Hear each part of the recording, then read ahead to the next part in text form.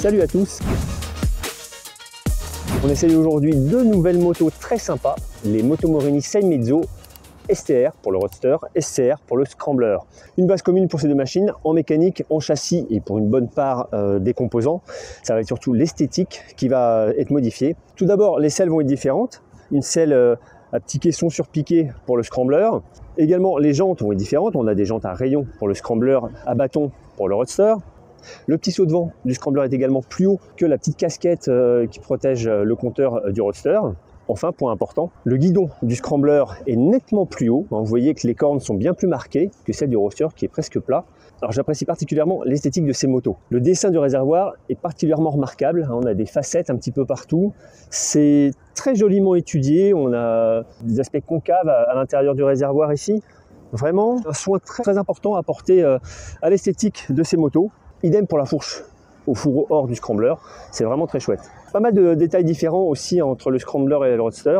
Vous pouvez voir que les plaques latérales diffèrent très notablement. Ici on a quelque chose de presque course, un peu racing, hein. C'est très joliment fait. Là-bas c'est plus discret, on a une boucle arrière qui est habillée plus long avec un garde-boue plus important, ce qui est pas mal pour éviter les projections. C'est une boucle arrière beaucoup plus courte qui est offerte sur le Roadster. La STR est vraiment typée machine urbaine, on va dire, et bien sûr qu'elle est capable d'aller bien au-delà, mais on a vraiment ce look de Roadster crapuleux. C'est très joliment réalisé. Pareil pour l'optique entièrement entourée de LED, c'est très réussi.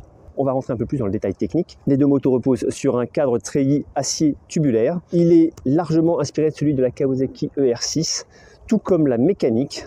Ce twin parallèle de 649 cm3 qui développe 61 chevaux à 8250 tours et 55 Nm de couple à 7000 tours. Double abracam en tête, 4 soupapes par cylindre, donc une mécanique très moderne. Et donc là encore, fortement inspiré du twin qui équipe le R6. En revanche, il est nettement plus agréable, j'y reviendrai en dynamique. Autre point que j'apprécie particulièrement, c'est le bras oscillant. Il est massif, il est légèrement en forme banane. C'est vraiment très bien réalisé. Côté droit, on a donc cette forme très sympathique avec le déport de la suspension. Ça contribue vraiment à l'esthétique tonique de ces deux modèles. STR et SCR sont chaussés pour le Roadster de Pirelli Angel GT. En revanche, le Scrambler, comme vous pouvez le voir, ce sont des Pirelli MT60 RS. On les connaît bien, ce sont des gommes très efficaces même quand on sort un petit peu dans les chemins. Idem pour les Pirelli Angel GT, sur la route c'est très efficace. On ira évidemment moins voir du côté off-road ce que ça donne. Niveau suspension, ce sont des fourches Kayaba qui équipent les deux motos Morini. Fourche inversée de 43 mm. Pareil pour les deux machines, avant-arrière. Réglage du train avant en précharge, compression et détente. À l'arrière, précharge et compression détente avec une seule vis. Pour ralentir les deux machines, ce sont des étriers Brembo qui officient sur les deux motos Morini, avec évidemment l'ABS. Peu d'électronique sur ces deux motos. On a en revanche un très bel écran TFT, avec un graphisme vraiment bien étudié, très jeune, très dynamique, ce sont les mêmes graphismes sur les deux motos. Des informations bien gérées à l'écran, on peut facilement rentrer dans les sous-menus. Alors on peut aussi appairer son téléphone aux motos. C'est très intelligemment pensé en fait tout ça. Alors, il y a un double curseur, rétro-éclairé d'ailleurs sur le côté commode gauche. Et je vous le fais tout de suite, voilà, on a les informations de la machine, où on voit qu'on a également un TPMS, donc un indicateur de pression des pneus, ce qui est quand même plutôt pas mal pour une machine de ce type.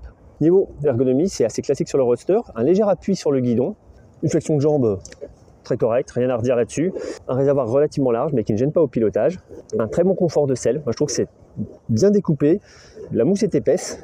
Pour le passager, c'est un peu plus réduit pour la STR et également, il va manquer d'accroche. Il y a une sangle et puis il y a des semblants de poignées ici. En fait, il n'y a rien. Il faudra qu'il s'accroche au pilote, bien évidemment. Un petit tour sur le Scrambler. Le guidon, là, vous voyez, est beaucoup plus haut. Alors là, pour le coup, on est presque un petit peu plus en arrière. La selle est plus creusée. Alors moi, j'aime moins parce qu'on est plus dans la machine que sur le Roadster. Ça me plaît un petit peu moins, mais ça reste très confortable. Bon, pareil, l'ergonomie générale est assez semblable. Pour le passager, une place toujours aussi réduite, mais par contre d'excellentes poignées de maintien. On regrette vraiment qu'il n'y ait pas les mêmes sur le Roadster. Je vous propose désormais de retrouver mes premières impressions directement en dynamique. Voilà, je pilote maintenant cette Moto Morini Seimeizo, la version SCR, le Scrambler. Ce qui est très agréable, c'est la disponibilité de ce twin. Là, le bicylindre d'origine Kawasaki, donc est largement retravaillé, je trouve, parce qu'il est quand même beaucoup plus agréable. Il a un velouté que n'a pas le twin dans une moto japonaise. Il est très conciliant, hein. Là je suis en 4 à 40 km/h. Une vraie mécanique vraiment très plaisante. Et une partie cycle qui est tout autant. La moto est particulièrement agile et bien suspendue. Je la trouve précise et facile à emmener. Ouais, là c'est sûr que le guidon de la SCR lui donne encore plus de réactivité. Allez, on va sortir un petit peu de la ville. On accélère. Ah, ça gronde.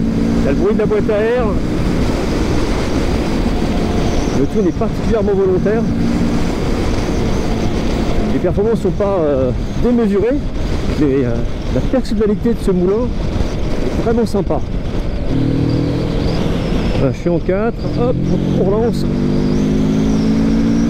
Ah ouais, et voilà, au-delà de 7000 tours, ça s'affole franchement. Là, encore une fois, c'est pas débordant de chevaux, mais par contre, c'est très séduisant en mécanique. Là, les 55 Nm de couple aident à bien emmener cette Sei Meizo. Voilà, dès qu'on est vers 7000 tours, c'est-à-dire sur la crête de couple maximum, on a une machine qui est bien dynamique. Et puis surtout, pas de mauvaises vibrations, que des bonnes. Alors, peut-être un peu moins dans les repose-pieds, ça frétille davantage. Mais sinon le bloc est vraiment agréable. Également, le confort de suspension est à noter. C'est particulièrement bien amorti, mais un peu sec sur les grosses compressions. Là je viens d'avoir une série. La sélection est super bien. C'est précis et rapide. Et on peut monter les vitesses à la volée. Il y a un côté très dynamique dans cette moto. Dans ces motos, hein. Là je vais sur la SCR, mais la STR c'est quasiment la même chose. Et puis on est vraiment à l'aise avec ces pneumatiques, hein, que ce soit les Angel GT ou ici les MT60 RS, un peu plus sculptés. On sent qu'il y a du grip et ça va bien à cette machine qui est vraiment démonstrative en mécanique. Enfin, démonstrative, pas forcément en perf encore une fois, hein, mais en agrément.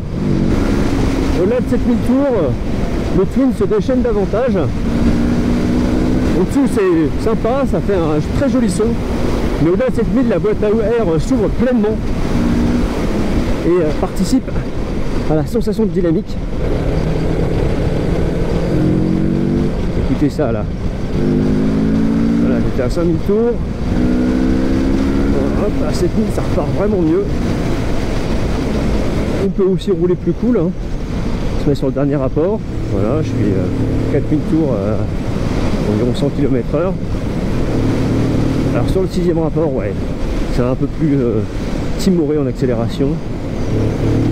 C'est déjà mieux en 5. Ouais, c'est pas démentiel en relance, mais si on reste sur les rapports intermédiaires, c'est quand même plus sympa. Et c'est comme ça que se déguste ce twin. Donc ce que j'apprécie aussi avec ces machines, c'est l'évidence de leur partie cycle. Elles sont particulièrement agiles. On les place en courbe au regard. Enfin, c'est des motos vraiment performantes, attachantes en termes de sonorité, de personnalité mécanique. La suspension pourrait donc être un peu plus progressive. Mais par contre, ah oui, le freinage, waouh, c'est quelque chose. Ils ont une force. Mais l'arrière est pas mal non plus. Ouais, c'est pas mal. Ça manque de course. Et là encore de progressivité à la pédale. Mais l'ensemble est super efficace. Et la machine ne se raidit pas et ne se fiche pas à la prise des freins sur l'angle. Et ça, c'est bien aussi. Je trouve qu'on a beaucoup de confiance au guidon de ces motos Morini. Là, c'est légèrement humide sur la route, voire par moments carrément détrempé. Et pourtant, on n'hésite pas à avoir un bon rythme.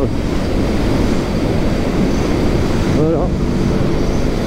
Un petit peu de courbe. Allez, on va se mettre en 4 pour être sûr d'avoir le meilleur agrément moteur.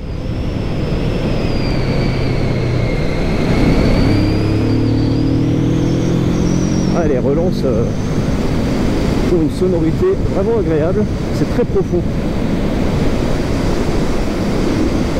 Également, l'ergonomie du tableau de bord est plutôt sympa. C'est très lisible, témoin de rapport engagé et un côté sport aussi, même l'affichage en fait, des chiffres du tachymètre, c'est bien pensé. Ouais, des machines vraiment attachantes. Donc au final, deux machines assez semblables mais assez différentes. J'ai particulièrement apprécié le Roadster en fait. Je préfère donc cet appui sur le guidon. On peut l'emmener vraiment de façon très sportive sur route, même si la garde au sol est un peu limitée. Le Scrambler, lui, aura donc cette position un peu plus classique, peut-être plus confortable pour certains. Et la même efficacité au guidon. Les deux Sei Mezzo sont vraiment intuitives à emmener. La prise en main est évidente, elles se mettent sur l'angle très facilement. J'apprécie également beaucoup leur freinage. Les étriers avant Brembo offrent une très grande puissance, mais somme toute assez modulable au levier. Pour l'arrière, ça demande un petit peu plus d'habitude, la course n'est pas assez longue, mais là aussi c'est très efficace. Le toucher de route est également très bon, on a beaucoup d'informations sur le train avant, les deux gommes Pirelli sont excellentes, on n'est pas surpris à ce niveau-là. Un point peut-être à améliorer, ça va être le rayon de braquage qui n'est pas démentiel, mais sans vraiment fausse note. Le châssis est également très agile, je trouve que ces motos sont extrêmement bien nées. Et puis enfin, ça va être cette mécanique qui est vraiment très différente de cette inspiration a priori Kawasaki, c'est sous toute réserve. Ce bicylindre vraiment très rond a une sonorité extraordinaire, notamment quand on accélère fort entre 4000 et 7000 tours. Et à ce moment-là d'ailleurs, sur les crêtes de couple, on a une sorte de, pas un coup de pied au cul, mais vraiment un regain de dynamique avec la puissance qui elle monte encore jusqu'à 8000 tours. C'est très sensible. J'ai vraiment apprécié le comportement, le charme de ces deux machines. Une esthétique convaincante, un châssis efficace, un moteur expressif. Voilà les trois qualités principales de ces deux Motomorini Sei Mezzo. Particulièrement séduisantes, ces deux machines ont un tarif aussi attractif. 6 990 € pour le Roadster, 7 390 € pour le Scrambler. Là aussi, je pense qu'un essai s'impose. Voilà ce qu'on pouvait vous dire au terme de cette première prise en main trop rapide de ces deux Motomorini. On vous en dit plus dans les 100 lignes sur le repère-des-motards.com. Faites sonner la petite cloche pour ne pas louper les dernières nouveautés. Et moi, je vous dis à très bientôt pour un nouvel essai. Merci.